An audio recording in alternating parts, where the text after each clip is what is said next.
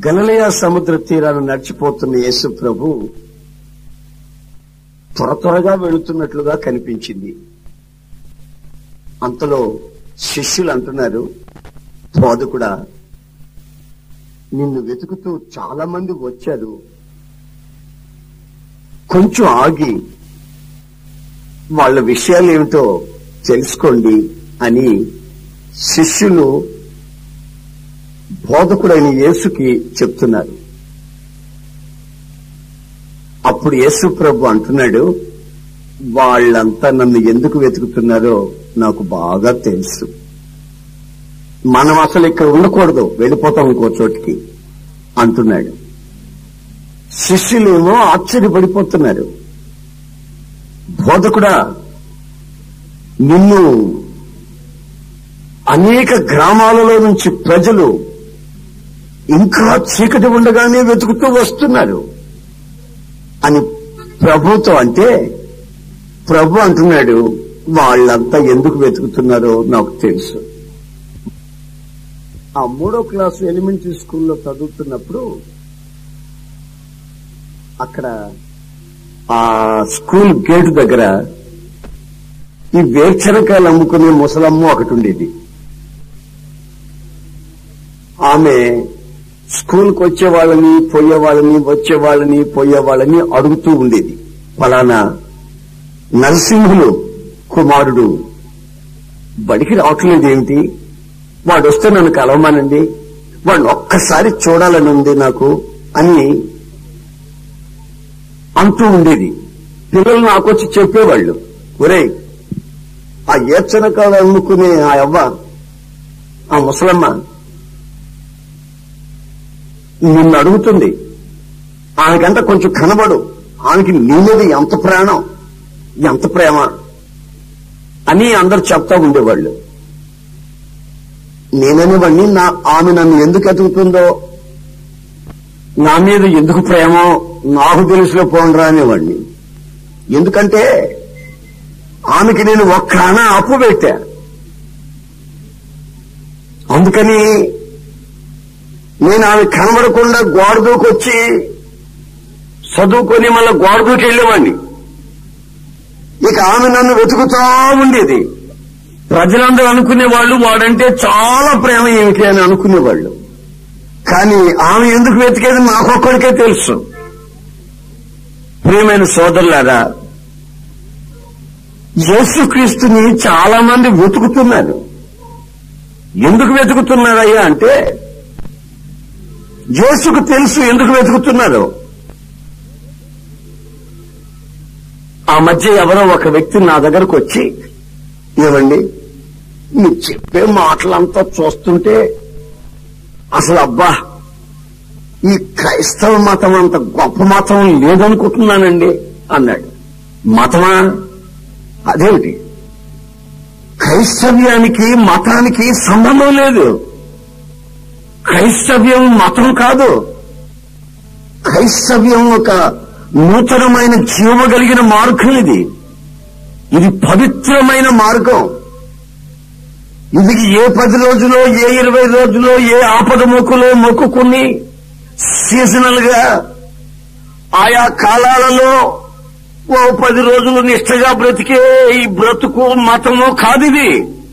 ఇది శాశ్వత జీవాన్ని మనిషికి అనుగ్రహించే జీవము కలిగినటువంటి క్రైస్తవ్యం. క్రీస్తులో ఉన్న శక్తి, భక్తిలో ఉన్న శక్తి గనుక క్రైస్తవ్యాన్ని మతం అని నా ఎదుట అనకు బాబు అన్నా. వెంటనే అతను అంటాడు, ఏమండి, మీరేమన్నా హాస్పిటల్ కట్టారా, మీకేమైనా హాస్టళ్లు ఉన్నాయా అని అడుగుతున్నాడు. ఎందుకో తెలుసా, ఈయన మతంలోకి దిగేది హాస్టల్లో పిల్లలను చదివించుకోను, హాస్పిటల్లో వైద్యం చేయించుకునే దానికి మతంలో దిగుతాడట. నేనన్నాను, క్రైస్తవ్యంలో దిగేది ఎందుకంటే పాపములో నుంచి ఒక మనిషి పవిత్రపడాలని. ప్రభు అయిన యేసుక్రీస్తు రక్తమే తప్ప మనిషిని పాపములో నుంచి విడిపించుటకు ఎవరికి చేత కాదు. కారణం యేసుక్రీస్తు పరిశుద్ధుడు, యేసుక్రీస్తు చరిత్ర సుచరిత్ర, యేసుక్రీస్తు మరణపు ముళ్ళను విరిచి శివములోనికి దాటినవాడు. యేసుక్రీస్తు మన రక్త మాంసాలు పంచుకొని మనలో ఒకని వంటి వాడై మన మధ్యలో సంచరించి ఆయన మన పాప పరిహారార్థమైన శిక్షను భరించి ఆయన రక్తము చేత మనల్ని కడిగి శుద్ధి చేసి విడుదల కలుగు చేసి మనల్ని పరలోకం వైపు తీసుకుని వెళ్లి అక్కడ అమరత్వాన్ని మనకు కలుగు చేస్తాడు. యేసులో ఇన్ని కార్యక్రమాలున్నాయి. నీవేమో యేసు ప్రభుని మతంలో దించేశావు. యేసు ప్రభుకి మతానికి సంబంధం లేదు. యేసు క్రీస్తు మతకర్త కాదు అని గుర్తించు. ఏమండి, మీ దాంట్లో చేరిపోతాం. ఏమైనా మీరు ఇళ్లు కట్టిస్తారండి? ఏమండి, మీ దాంట్లో చేరిపోతాం. ఏమైనా తాటాకులు, పాత కోట్లు ఏదైనా ఇస్తారండి మీరు మీ మతంలో చేరిపోతే అని మమ్మల్ని అక్కడక్కడ అడుగుతూ ఉంటారు. అందుకే యేసు ప్రభు అంటున్నాడు శిష్యులతో, మిమ్మల్ని వెతుకుతూ ఉన్నారు ప్రభు అంటే, వాళ్ళంతా ఎందుకు వెతికేది నాకు తెలుసులే, వెళ్ళిపోదాం పద అంటున్నాడు. ఎందుకంటే కొందరు ఆయన్ని వెతికారు. ఒక ఊళ్ళో వాళ్ళు గుంపులు గుంపులుగా వచ్చారు. ఎందుకు వచ్చినట్లు అని అడిగితే యేసు ప్రభుని, ప్రభు అంటున్నాడు, ఈ మధ్య వాళ్ళ ఊళ్ళో 5 రొట్టెలు 2 చిన్ని చేపల్ని నేను 5,000 మందికి పంచిపెడితే వీళ్ళు తిన్నారు, చూశారు.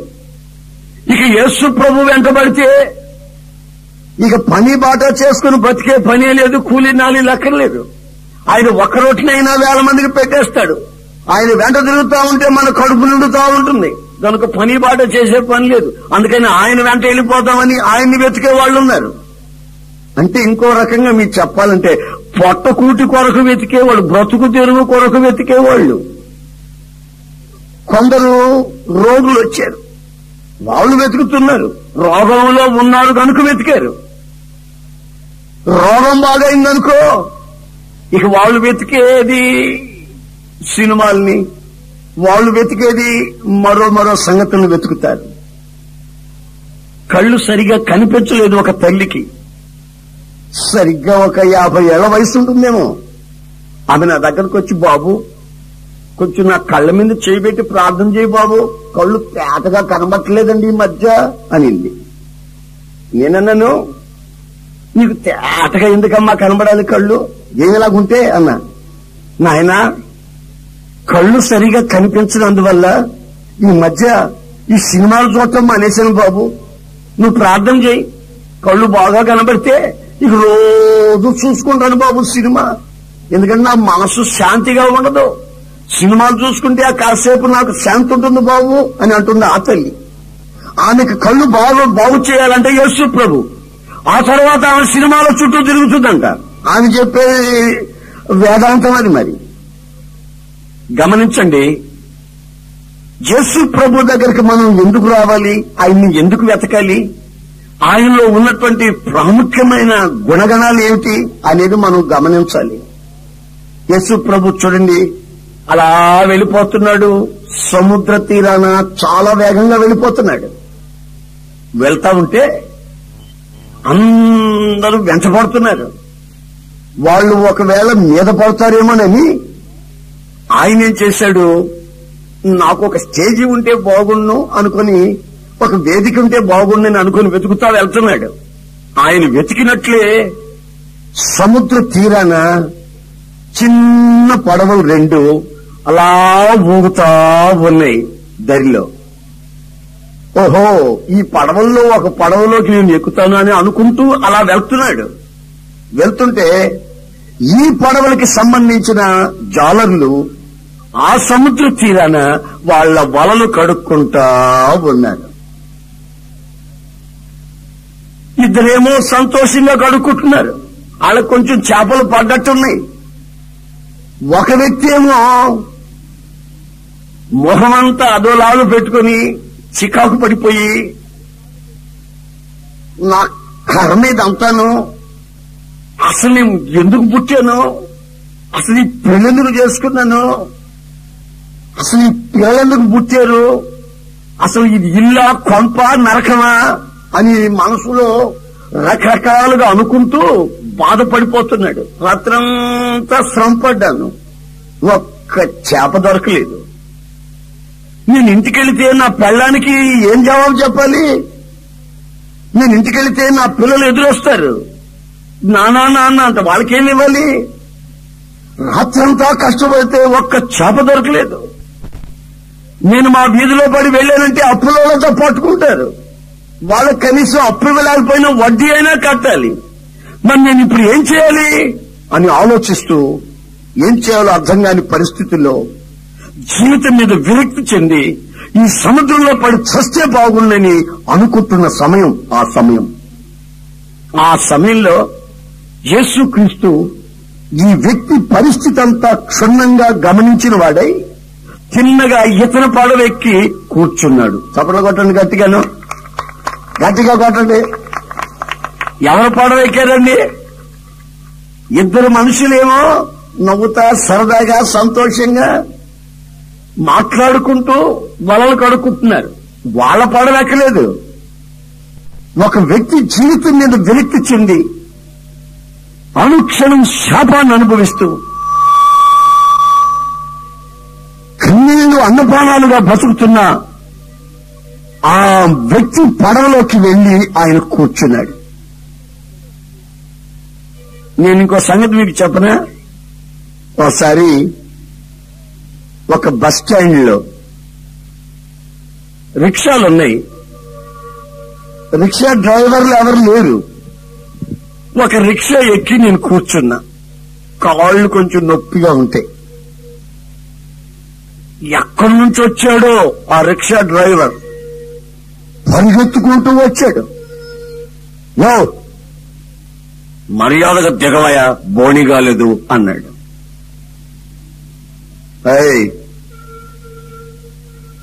మర్యాదలు గిర్యాదలు అట్లాంటి మాట్లాడుకో. ఇది అద్దె రిక్షా అని రాసింది దీని మీద, బాడుగు బండి ఇది. నీకు కావాలంటే నేను బాడుగు కట్టేస్తా, 2 రూపాయలు. మర్యాదగా కూర్చో, నిలబడుకో అన్నా. అంత రోషం గల్లవాడి పడై 2 రూపాయలు అన్నాడు రిక్షా డ్రైవర్. పడేయడం ఎందుకులే అని జేబులో నుంచి 2 రూపాయలు తీసి వాడి చేతికి ఇచ్చా. చేతికిచ్చిన వెంటనే ఆడి ముఖంలో ఎంత సంతోషం వచ్చిందో. వెంటనే ఏం చేశాడు? హ్యాండిల్ కేసి కొట్టాడు, సీటు కేసి కొట్టాడు, బోని కొట్టుకుంటున్నాడు. హ్యాండిల్ కేసి కొట్టాడు, సీటు కేసి కొట్టాడు, చక్రానికి వేసి తిప్పుతున్నాడు. నీ మొహానికి వేసి తిప్పుకోకపోయావా అన్నా నేను. నవ్వుతున్నాడు. ఏమిటండి, బోని కదండి, మరి ఇట్లా కొట్టాలి కదండి అన్నాడు. ఓహో అదే, కొట్టాలా, కొట్టుకొని నీ మొహానికేసి. బోని అంట, బోని. హృదయం మంచిదైతే కదా బోని అంటున్నాం అన్నా నేను. అంతలో నా బస్సు వచ్చింది, నేను వెళ్లాల్సిన బస్సు. ఆ బస్సు ఎక్కి వెళ్ళిపోయా.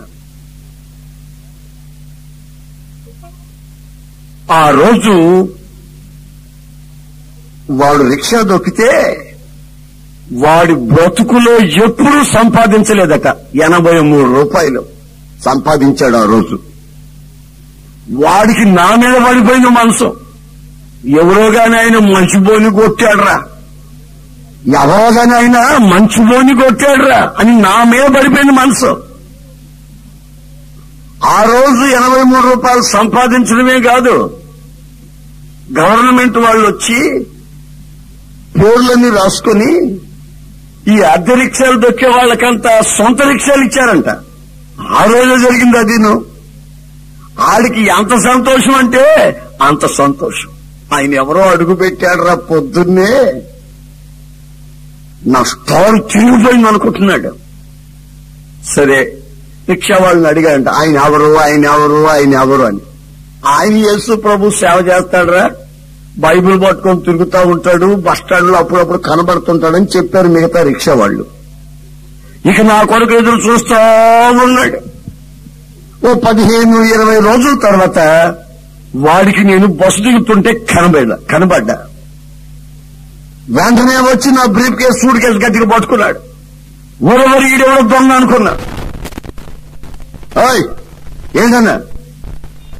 ఏమండి నీకు దండం పెడతా, నా రిక్షా ఎక్కు అంటాడు వాడు.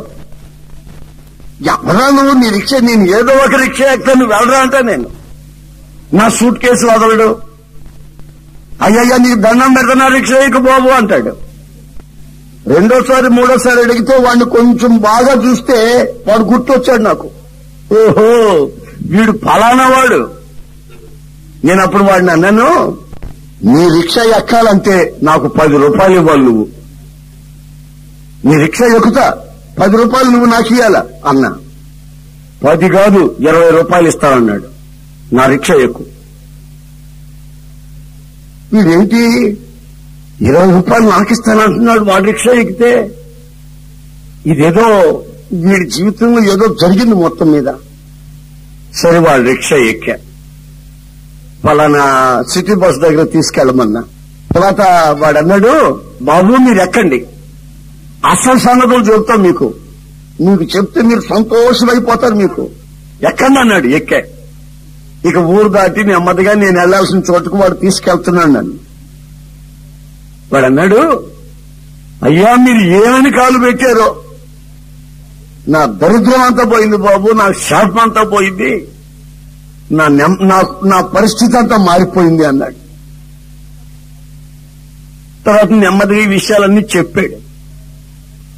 చెప్తే నేను అప్పుడు అన్నాను, ఇదిగో నేను యేసు ప్రభువుని నమ్ముకున్నా. యేసు ప్రభువుని నమ్ముకున్న నేను నీ రిక్షాలో ఎక్కితే నీకు ఇంత ఆశీర్వాదం కలిగింది కదా, మరి యేసు ప్రభువే ఎక్కాడనుకో, నీకు ఎట్లుంటుందో చూసుకోమన్నా.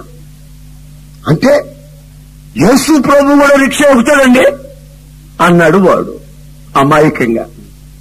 ఒరేయ్ నేను చెప్పే మాటలు కానీ నువ్వు విన్నావంటే యేసు ప్రభు నీ రిక్షా ఎక్కుతాడు, నీ ఇంటికే వస్తాడు రా అన్న.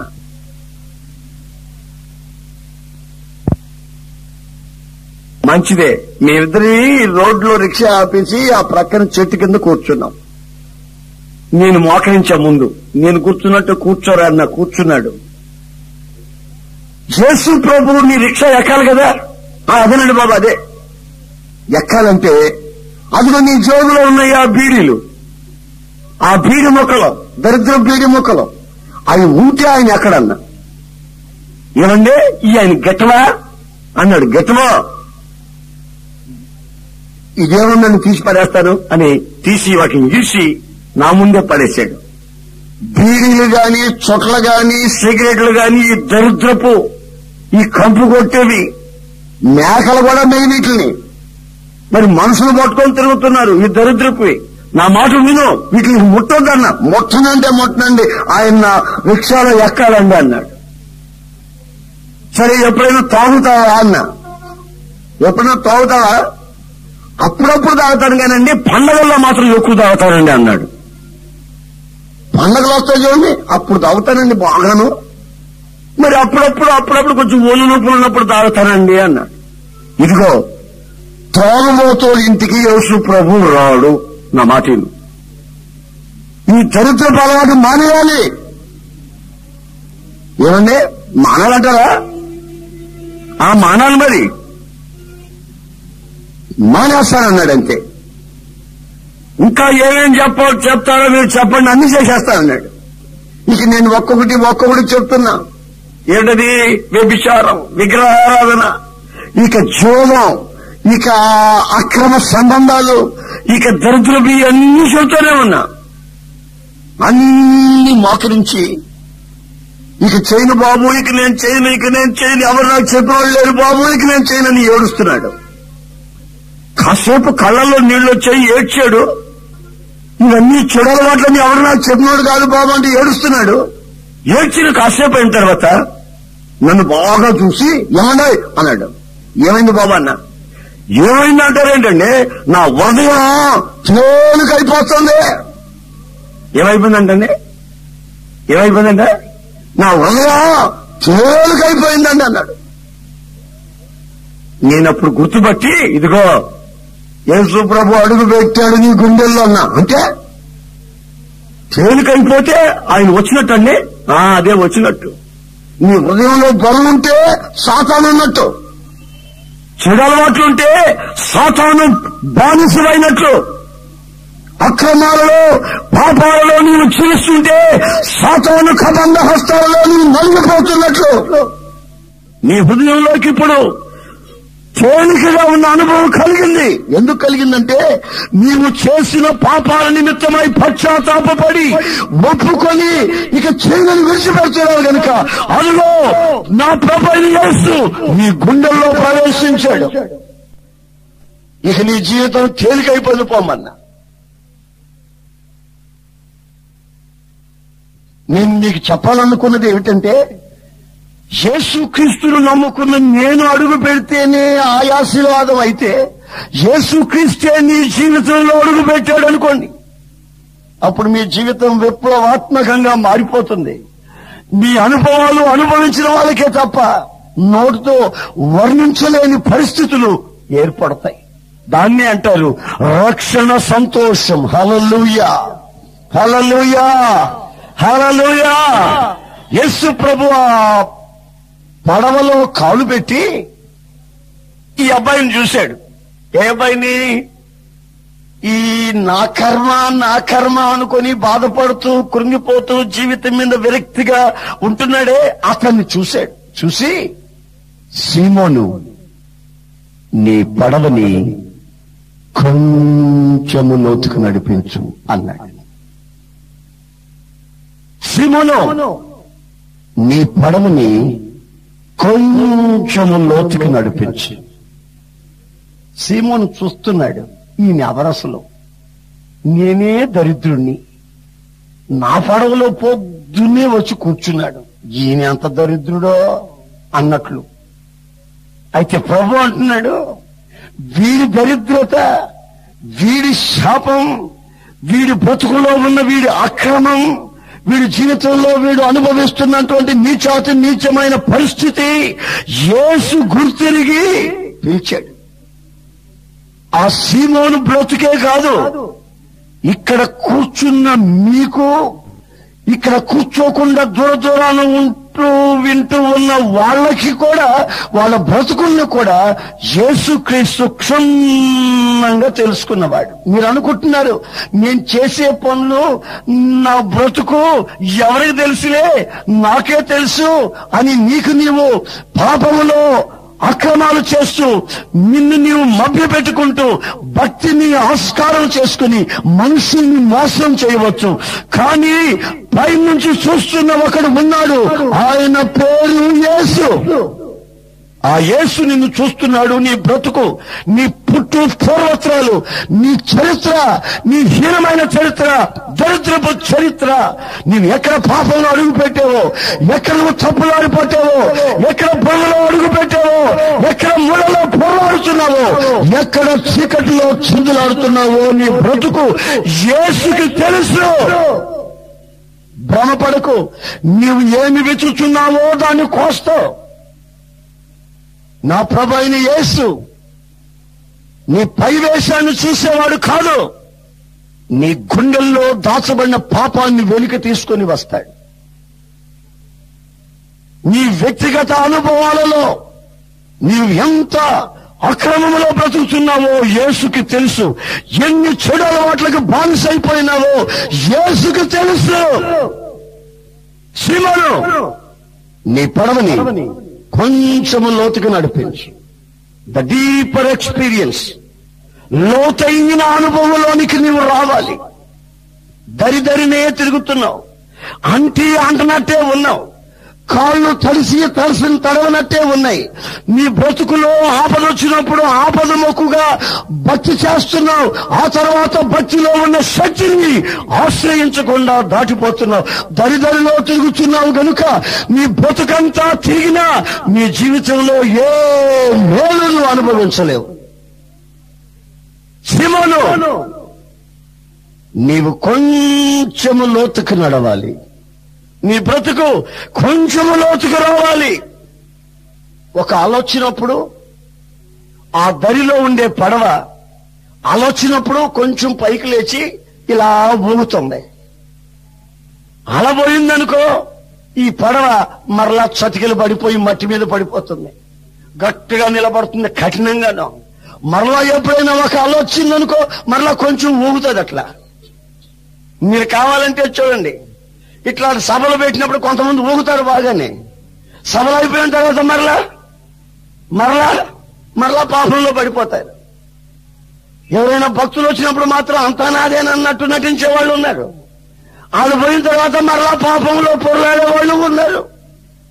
మీరు వాళ్ళని గుర్తించండి.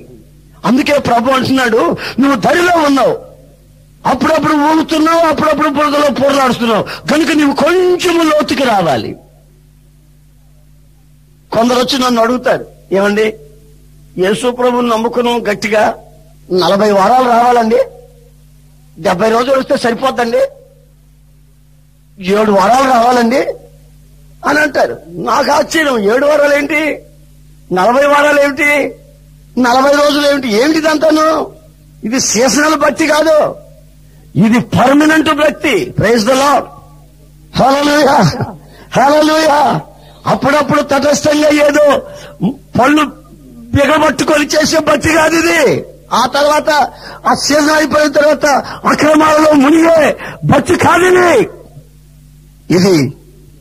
పరిశుద్ధమైన మార్గంలో జీవముగల యేసు యొక్క పవిత్రత కొరకు సాక్షిగా ఆఖరి శ్వాస పోయేంత వరకు నేను దానికి సాక్షిని అని బ్రతకగలిగినటువంటి అద్భుతమైన బ్రతుకు మనిషి బ్రతకాలి.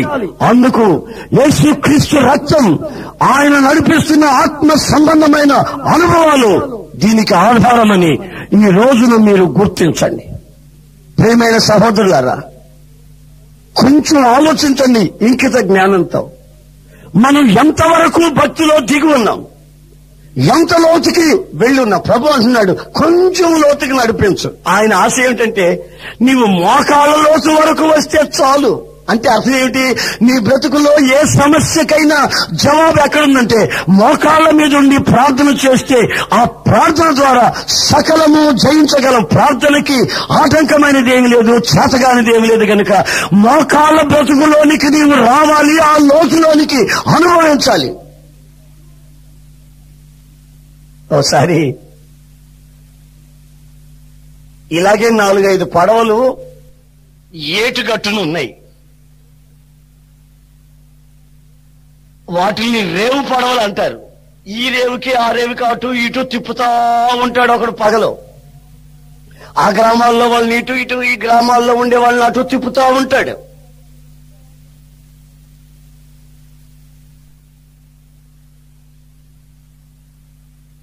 సారాయి పొట్లాలు ఫుల్గా తాగి సారాయి పొట్లాలు తీసుకొని చిన్నగా నది దగ్గరకు వచ్చారు, రేవు దగ్గరికి.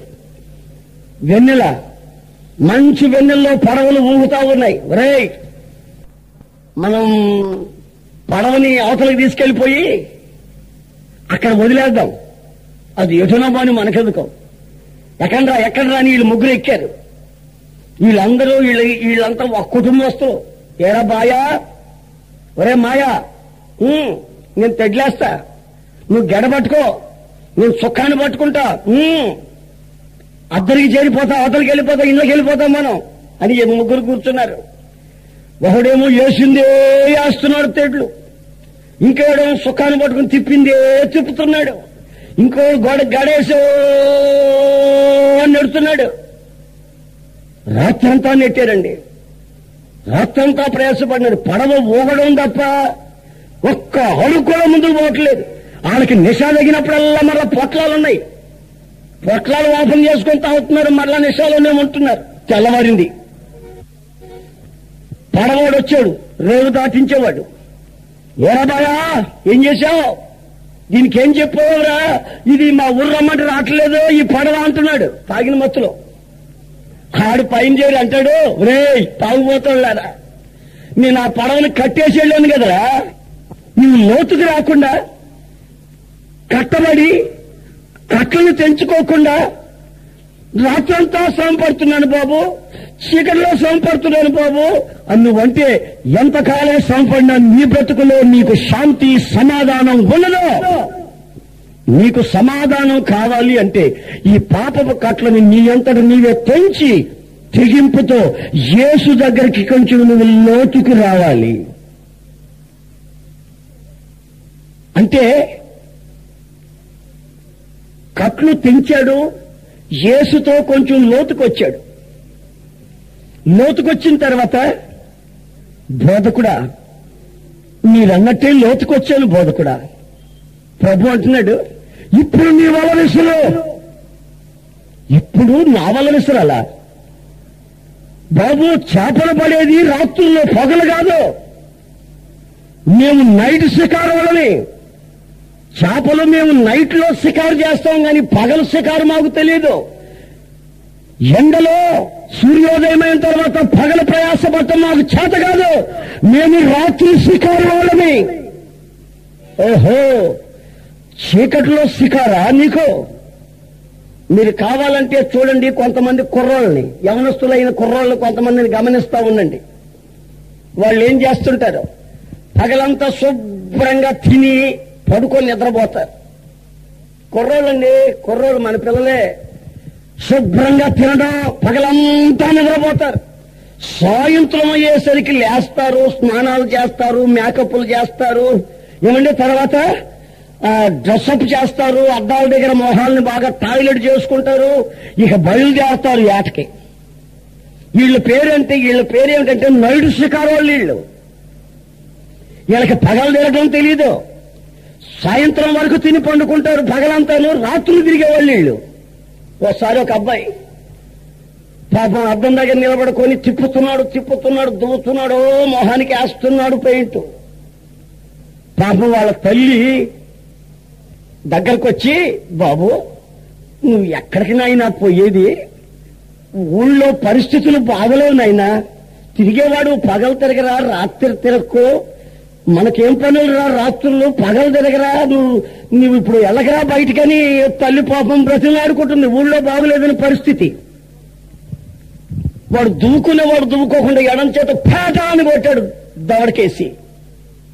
ఆ తల్లికి రక్తం వచ్చి పళ్ళు కింద పడిపోయాయండి. పళ్ళు అంత దెబ్బ కొట్టాడు తల్లిని. వాడు మనిషినా, మానవత్వం కలిగిన వాడేనా? తల్లి గుండెల్లో ఆ వేదన కలుగు చేసినాడు. కని పెంచి పెద్ద చేసి, ఒరే పాడవుకురా, నాశనం అవుకురా, చీకట్లో ఏం పనులురా నీకు? పగలంతా తిరగరా, రాత్రులు ఇంట్లో గుట్టుగా పడుండరా, కుటుంబ పవిత్రతను కాపాడరా అని దండం పెట్టి బతిలాడుతుంటే తల్లిని కొట్టిన దెబ్బతో దవడ వాసిపోయి పళ్ళు రెండు కింద పడిపోయి. వాడికి ఏమైనా జాలేసిందా? మృగప్రాయంగా బ్రతకడం కంటే, మానవత్వాన్ని కోల్పోయి బ్రతకడం కంటే, ఈ కులిన సమాజంలో సమాజపు విలువలు అర్థం కాకుండా బ్రతకడం కంటే నీవు పుట్టుకుంటే ఎంత బాగుండేది? మానవత్వపు విలువలు ఎరగని మనిషి, మానవుడికి దేవుడు ఈవుగా ఇచ్చిన ఆత్మని నిత్య నాశనానికి తీసుకుని వెళ్లేదానికి నీ అంతటి నువ్వు ప్రయత్నాలు చేస్తున్న ప్రయత్నాలలో శాపాన్ని అనుభవిస్తావు. నీవు ఏమి నెచ్చుతున్నావో అది కోసి తీరుతావు. తల్లిని కొట్టి వెళ్ళిపోయాడండి. వెళ్ళిపోతే తిరగాల్సిన చోట్లంతా తిరిగి, ఆడాల్సిన ఆటలంతా ఆడి, ఎగరాల్సిన ఎగురులంతా ఎగిరి, చివరికి ఒక టీ కొట్టు దగ్గర చేరారు కుర్రోళ్ళు. ఒక 4-5 టీ కొట్టు దగ్గర రాత్రి 12:30 గంటలప్పుడు, రెండో ఆటో వదిలేటప్పుడు టీ కొట్టు దగ్గర చేరిన వాళ్ళు ఇకిలిస్తా, నవ్వుతా, ఎగరతా, తమాషాలు పడతా ఏదో చేస్తున్నారు. ఎక్కడి నుంచి వచ్చారో గాని ఆ ఇనప టోపీలోళ్ళు 3 వ్యాన్లు ఒక్కసారి వచ్చి పడ్డాయి. కొట్టారు చూడండి, యమ కొట్టుడు కొట్టారు వాళ్ళని. మామూలు కొట్టుడు కాదు, కింద పడేసి గుళ్ళ మీద నంతున్నారు వాళ్ళు. కీళ్ళు ఎరగొడుతున్నారు, నోట్లోంచి రక్తం కక్కుతున్నా వాళ్ళు ఏమీ అనుకోవట్లేదు. సరదాగా ఆడుకుంటూ నేర్చుకుంటున్నారు. వాళ్ళు కూడా కొట్టడం నేర్చుకుంటున్నారు. వాళ్ళకి దొరికారు వీళ్ళు 4. వీళ్ళు నైట్ షికారు వాళ్ళు. ఏ రోజు ఇట్లాంటి కీళ్లు ఎరుగుతాయో అప్పుడు తెలుస్తుంది వీళ్ళకి. ప్రియమైన సోదరులారా, మీ జీవితాలు చీకటితో చేయిని కలిపి మీ బతుకుని శాపం అవడం ఇష్టం లేక, మీకు ఏమాత్రం కొంచెం ఇంకిత జ్ఞానం ఉంటే రోషంగా పవిత్రంగా బ్రతకమని చేతులు జోడించి బ్రతిలాడుతూ నేను ఈ మాటలు మీకు చెప్తున్నాను. ప్రయాసపడ్డాను జీవితకాలం అంతా, కానీ నాకు ఏమేనూ దొరకలేదు. నేను చస్తే బాగుండు, నేను బ్రతకడం అనవసరం, ఈ యొక్క దరిద్రతలో నుంచి విడిపించేవాడు లేడు, ఇది నా కర్మ అని సీమోను వేధించుతూ బాధించబడుతున్న సమయాన యేసు ప్రభు అంటున్నాడు, నీవు కొంచెం లోతుగా వచ్చిన నీవు నా మాట విని వల విసిరాడు. ఏమో పగలు చేపలు పడవని నాకు తెలుసు, అయినా మీరు అంటున్నారు అందుకు విసురుతున్నాడు. ఒకసారి వల విసిరాడు. వల విసిరిన తరువాత నెమ్మదిగా లాగుతున్నాడు, నెమ్మదిగా వలని లాగుతున్నాడు, నెమ్మదిగా వాళ్ళని పైకి లాగుతున్నాడు. ఈ సీమోను లాగుతుంటే గట్టిగా పట్టేసింది. అమ్మో నాకు తెలుసు, ఈ పట్టపగలు చేపలు పడవంటే ఈ బోధకుండా ఏమన్నాడు, నేను నైట్ శికారాన్ని, పగల శికారం నాకు తెలియదు, ఈయన నన్ను పట్టపగలు వలయమన్నాడు. ఏమిటో రాళ్లు పట్టుకున్నట్టున్నాయి, ముళ్ళలో చిక్కుకున్నట్టుంది, నా వల తెగిపోద్దేమో గట్టిగా లాగితే అనుకుంటున్నాడు సీమోను. బోధకుడు అంటున్నాడు, సీమోను వాళ్ళని ఇంకొంచెం పైకి లాగు, రాళ్లల్లో చిక్కుకోలేదు. నా మాట ప్రకారం వల వేస్తే రాళ్లల్లో చిక్కుకోవు, నా మాట ప్రకారం నువ్వు వల వేస్తే ముళ్ళలో చిక్కుకోవు, నా మాట ప్రకారం పవిత్రంగా బ్రతికే ఈ లోతైన అనుభవాన్ని అనుసరిస్తే ఈ శాపం నీకు రాదు. జాగ్రత్త, నువ్వు వలని పైకి లాగు. ఏమో ప్రభు తెగిపోద్దు, తెగలో లాగు. ఇంకా 4 సార్లు అలా లాగాడు పైకి లాగితే ఒక్కొక్క చేప వచ్చి మొహం చూపించి లోపలికి వెళ్తుంది, ఒక్కొక్క చేప పైకి వచ్చి మన లోపలికి వెళ్తుంది. అయ్యి బాబోయ్, ఆ సముద్రంలో 14 రకాల చేపలు ఉన్నాయి. ప్రైజ్ ద లార్డ్, హల్లెలూయా. యేసుక్రీస్తు విసిరే వల, ఆయన సేవకులంగా మేము విసురుచున్న ఈ వలలో ఇది ఒక జాతికి సంబంధించింది కాదు, ఇది ఒక కులానికి సంబంధించింది కాదు, ఇది మతము అసలే కాదు, ఇది ఒక జీవము గల మార్గము కనుక సకల జాతులు ఈ యేసునామ స్మరణలో ఈ వలలోకి వచ్చి ఆనందించి సంతోషించి ఆయన పాదాల దగ్గర పడాలని ఏకైక లక్షణంతోనే ఈ వలలు మేము విసురుతూ వస్తున్నాం. ప్రైజ్ ది లార్డ్, ఆమేన్, హల్లెలూయా. సీమోను తన దరిద్రం తొలగిపోయింది. చూడండి, వల పైకి లాగితే ఆ వలలో అన్ని జాతుల చేపలు పడిపోయాయి. సీమోను అంటాడు, ప్రభు, బోధకుడా, వల పిగిలిపోయేటట్టుంది బోధకుడా, ఎంత చేపలు పడిపోతుంది, నన్ను ఏం చేయమంటారు బోధకుడా అంటే ప్రభు అంటాడు, అదుగో వాళ్ళిద్దరు అక్కడ ఉన్నారు చూడు, జబదయి కుమారులు ఇద్దరు పనికి మళ్ళీ మాట్లాడుకుంటూ ఆ ధరలో ఉన్నారు చూడు, వాళ్ళిద్దరు పిల్లలు వాళ్ళనే, జబదయి కుమారులారా, ధరలో కూర్చుని పనికి మళ్ళీ మాట్లాడుకుంటారు ఏమిట్రా, లోపలికి రండ్రా, కొంచెం లోతుకు రండ్రా. వాళ్ళంటారు, ఎందుకురా లోతుకే, ఏముందని రమ్మంటావురా, లోపలికి రాకుండా పనికి మళ్ళీ మాట్లాడతారేంట్రా, బయట చేరు చుట్టూ తిరుగుతా పిచ్చి వాగుళ్ళు వాడతారు. లోపలికి కొంచెం లోతుకొచ్చి చూడండి, ఇక్కడ ఏముందో చేపలు పడ్డాయి, పట్టబగలు చేపలు అట్ట పడతాయిరా, పడ్డాయో లేవో వచ్చి చూసుకోండి రా. వాడేంటో ఊరికే వాగుతున్నాడు కానీ ఏంటో చూద్దామని వాళ్ళిద్దరూ పడవేసుకుని వచ్చారు లోతుకి.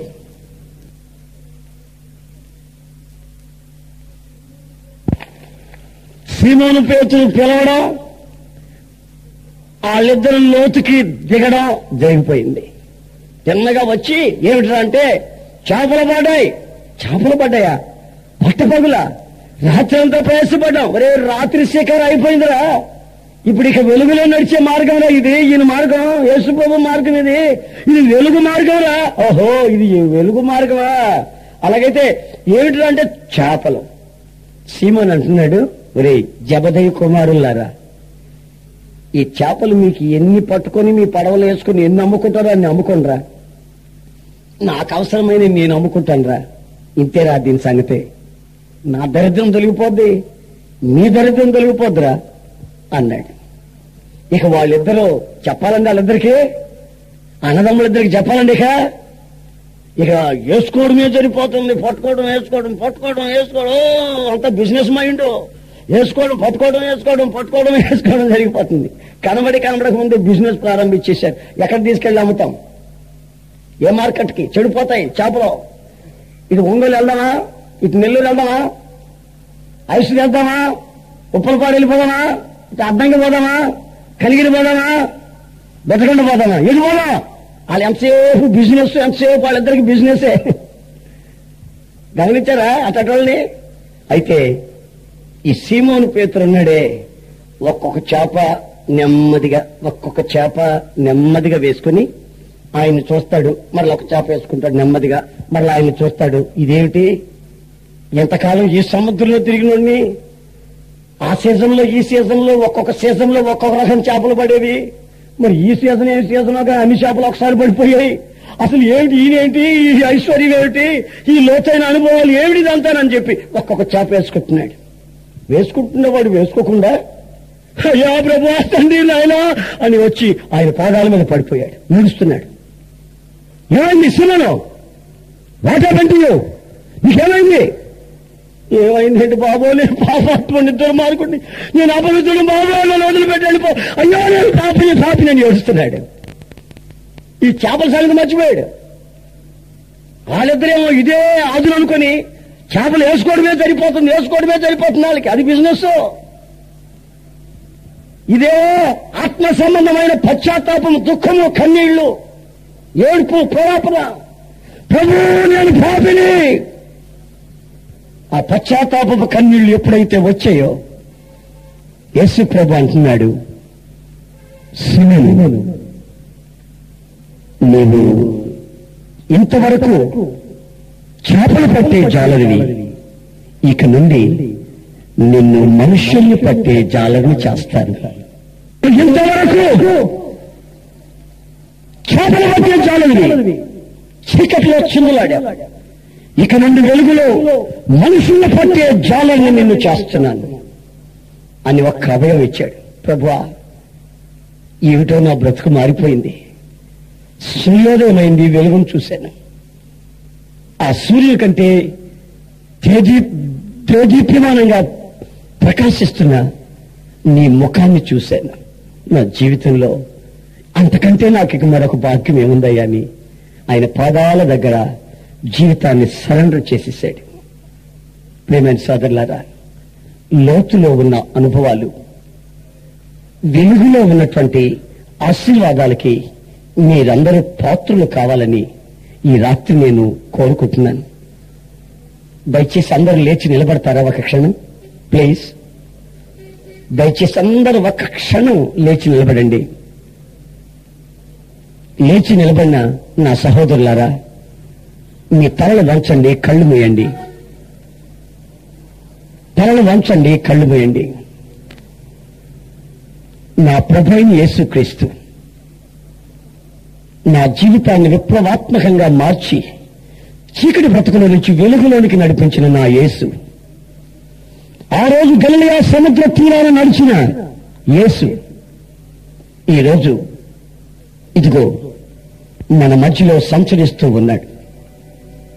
మీ కన్నీళ్లకి కారణం ఏమిటో, నీ చెడు అలవాట్ల చేత నీవు బంధించబడి చిక్కులో పడి మూలుగుతూ వేదన పడుతున్న నీ బాధ ఏమిటో, అప్పుల బాధలలో కృంగిపోతూ జీవితంలో పిల్లల చేతికి రాక పిల్లల విచ్చలవిడిగా అయిపోయి రాత్రి మగళ్ళ కన్నీలో నీకు అన్నపానములుగా ఉంటుందిగా, ప్రభు అయిన యేసు ఈ రాత్రి ప్రత్యేక రీతిగా నీతో మాట్లాడుతూ ఉన్నాడు. ప్రత్యేక రీతిగా ఆయన మాట్లాడుతున్నాడు. ఎవరికోనని భ్రమపడకు, ఎవరికోనని కంగారు పడకు. ప్రభు నీతోనే మాట్లాడుతున్నాడు. కళ్ళు ముయ్యాలి నీ ఉన్న చోట.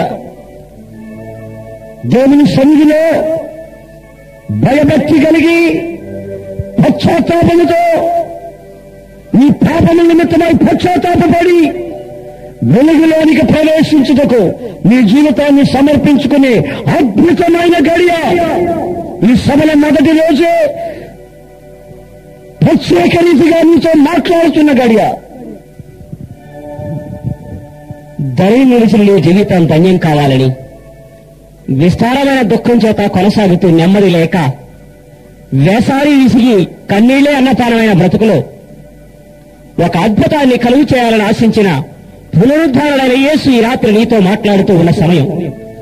సీమోనుని ఎరిగిన దేవుడు నీ చరిత్ర ఎరిగినవాడు, నీ పేరు తెలిసినవాడు, నీ బ్రతుకును చూస్తూ ఉన్నవాడు. సీమోనుని పిలిచిన ఆ ప్రభు, ఆ మహోన్నతుడు ఈ రాత్రి వేళ నిన్ను పిలుస్తూ ఉన్నాడు. నీ జీవితపు అనుభవాలను మార్చాలని, నీ జీవితం విస్తారమైన ఫలసాయంగా మార్చాలని, లోతైన అనుభవాలకు నిన్ను నడిపించాలని, చీకులు చింత చికాకులను, వ్యాధి బాధ రోగాల నుంచి నిన్ను తప్పించాలని ఆశిస్తూ ఉన్న మహోన్నతుడు ఇదిగో నీ జీవిత అనుభవాలను కట్టబడిన కట్టులో నుంచి తెంపబడి కొంచెం లోతుకు రావాలని ప్రభు ప్రేమపూర్వకంగా నేను పిలుస్తూ ఉన్నాడు. ఇదిగో విడుదల సమీపించింది. సీమోనుని పిలుస్తున్న నజరేయుడైన యేసు, సీమోనుని పిలుస్తున్న నజరేయుడైన యేసు, ఇదిగో సీమోను జీవితంలో బట్టిగా ఆ పునరుద్ధారుడైన యేసు ఈ రాత్రి వేళ నేను పిలుస్తూ ఉన్నాడు. సీమోనుని దీవించిన దేవుడు నేను దీవించాలని ఆశపడుతున్నావా? ఆయన నేను ముట్టాలని కోరుకుంటున్నావా? నీకు నెమ్మది కలుగు చేయాలని ఆశపడుతున్నావా? నీ కుటుంబంలో శాంతి, నీ జీవితంలో ఆరోగ్యం దేవుడు నీకు కలుగు చేయాలని ఆశిస్తూ ఉంటే ఇది నీకు మిక్కిలి అనుకూలమైన సమయం. ఆయన నిన్ను పిలుస్తూ ఉన్నాడు.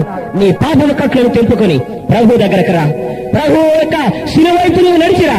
ఒకవేళ వ్యభిచారంలో కట్టబడినా, దొంగతనంలో కట్టబడినా, నీ జీవిత వరంలో భయంకరమైన అక్రమ సంబంధాల చేత కట్టబడినా, చెడు సహవాసాల్లో కట్టబడినా, మా మతం గొప్పనుకునే మూర్ఖత్వంలో కట్టబడినా, నాకంతా తెలుసనే అయోమయం చేత కట్టబడినా, నీవు కట్టబడిన ఏ కట్లు ఏదైనా అది అందమైన అవివేకమైన అంతా తెలుసనే మూర్ఖత్వమైనా, నీ మతమైనా, నీ కులమైనా, నీ ఆచారమైనా, నీ సిద్ధాంతమైనా, ఇదిగో ఏవి నిన్ను రక్షించలేదని తేటగా ప్రభు ఈ రాత్రి మాట్లాడుతున్నాడు. అవి తెలుసుకుని ప్రభు దగ్గరికి రాగలిగితే, ఆయనకు నీ జీవితాన్ని సమర్పించగలిగితే ఈ రాత్రి దేవుడు నిన్ను దర్శిస్తున్న సమయం. నీకు మేలు చేయబోతున్నాడు. ఈ రోజున నీ కన్నీళ్లు తోవబడుతున్నాయి. అద్భుతమైన మేలుని అనుభవించబోతున్నావు. క్షేమకరమైన ఆరోగ్యాన్ని అనుభవించబోతున్నావు. నిన్ను పట్టి పీడిస్తున్న సమస్యలకు సమాధానం ఉన్నవాడు అనువాడు పునరుద్ధారుడైన యేసు ఈ రాత్రి నిన్ను తాకబోతున్నాడు. నీవు దరి నుండి కొంచెం లోనుకు, దరి నుంచి కొంచెం లోపలకు, నీ పాపా నుండి, పాప సహవాసం నుండి, లోకం నుండి, లోకనట నుండి, జీవడంబం నుండి, నేత్రాశ నుండి, నిత్య శాప నుండి, భయంకరమైన పాపం నుండి ఇదిగో ప్రభు దగ్గరకు నువ్వు రాగలిగితే విస్తారమైన దీవెనల చేత, సమృద్ధి చేత, క్షేమం చేత నిన్ను నింపాలని ఆశపడుతూ ఉన్నాడు. నీ వెనక కృపాక్షేమాలు రావాలని ఆశపడితే, ప్రభువా సీమోనుని దీవించిన వాడా నన్ను దీవించు, నా బిడ్డల సమస్యలను కడతేర్చు, నా సమస్యల్లో విడుదల చేయి, నాకు ఆరోగ్యం కలుగు చేయి. సీమోనును ఎరిగిన వాడా, దీవించిన వాడా నన్ను దీవించు, నా సమస్యలకు సమాధానం కలుగు చేయి అన్న వాళ్ళు ఎవరైనా ఉంటే మీ కుడి చేయి పైకి ఎత్తని మేము ప్రార్థన చేయబోతూ ఉన్నాం. ప్రభు ఈ రాత్రి గొప్ప కార్యం చేయబోతూ ఉన్నాడు.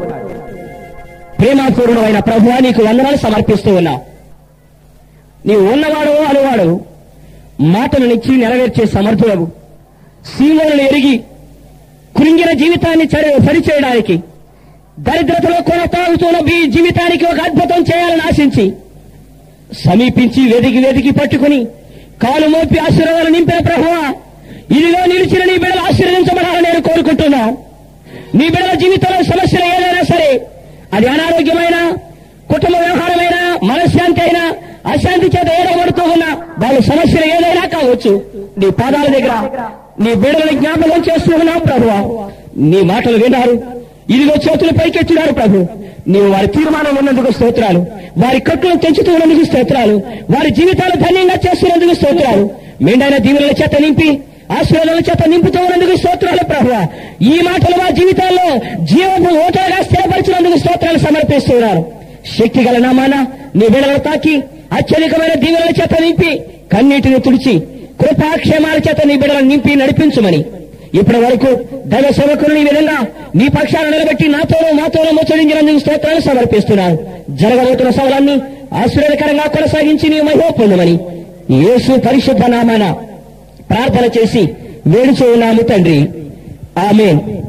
తండ్రి అయిన దేవుని యొక్క ప్రేమ, ప్రభు అయిన యేసు క్రీస్తు కృప, పరిశుద్ధాత్మ దేవుని అన్యోన్య సహవాసము ఇప్పుడు ఎల్లప్పుడూ మనకును మనవలే ప్రార్థిస్తున్న వారందరికీ ఆయన కృప సదా తోడై ఉండునుగాక. ఆమేన్.